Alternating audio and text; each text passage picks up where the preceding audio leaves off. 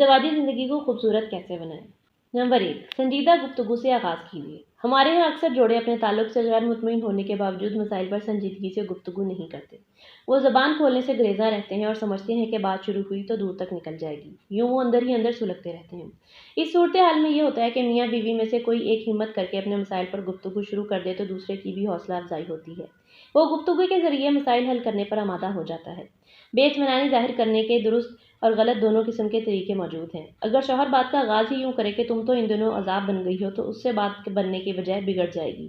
اس کے بجائے اگر وہ یہ کہے کہ جان، لگتا ہے کہ ہم میں پہلے سی قربتیں نہیں رہیں، مجھے اس کا بہت ملال ہے، یا تم بھی ایسا ہی محسوس کرتی ہو، تو یہ جملہ دونوں میں بامعنی مکالمے کی بنیاد بن سکتا ہے۔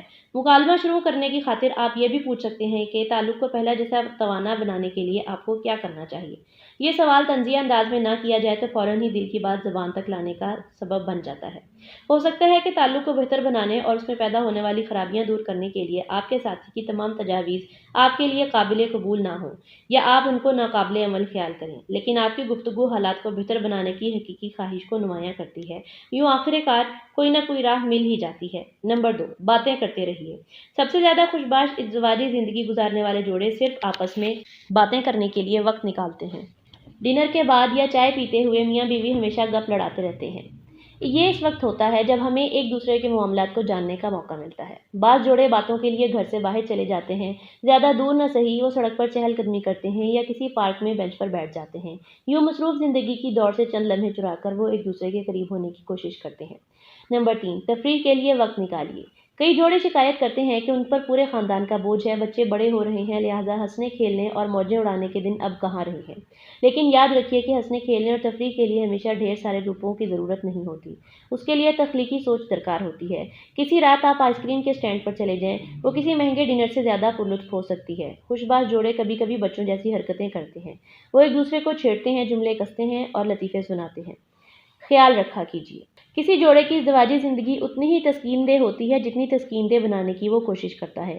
گویا یہ محنت کے ثمر والا معاملہ ہے، آپ جتنا گڑ ڈالیں گے اتنا ہی میٹھا ہوگا۔ نمبر 5، زیادہ محبت جتلائیے۔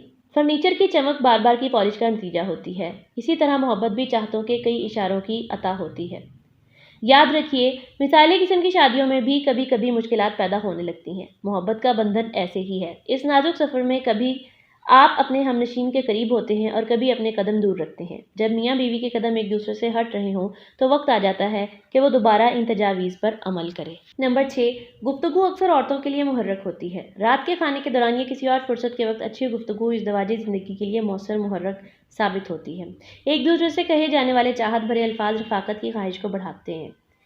ڈاکٹر اٹویٹر نے کئی عورتوں کے انٹرویو لیے، ان کے بقول عورتیں بھرپور رفاقت چاہتی ہیں۔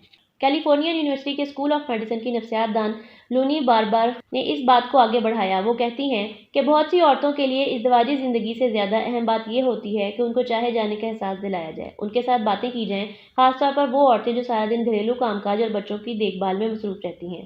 وہ گفتگو کے لیے ترستی ہیں، ان سے باتیں کی جائیں، ان کی بات سنی جائے اور ان سے میٹھے بول کہے جائیں تو وہ خوشی سے پھولے نہیں سمائیں گی۔ میاں بیوی کا رشتہ زندگی کا اہم ترین تعلق ہے۔ ان کے باہمی رفاقت کے لمحوں کو باقی چیزوں پر ترجیح حاصل ہونی چاہیے۔ دونوں کو اکٹھا گزارنے کے لیے وقت نکالنا چاہیے۔ بھرپور زندگی کے لیے یہ معاملہ بہت ضروری ہے۔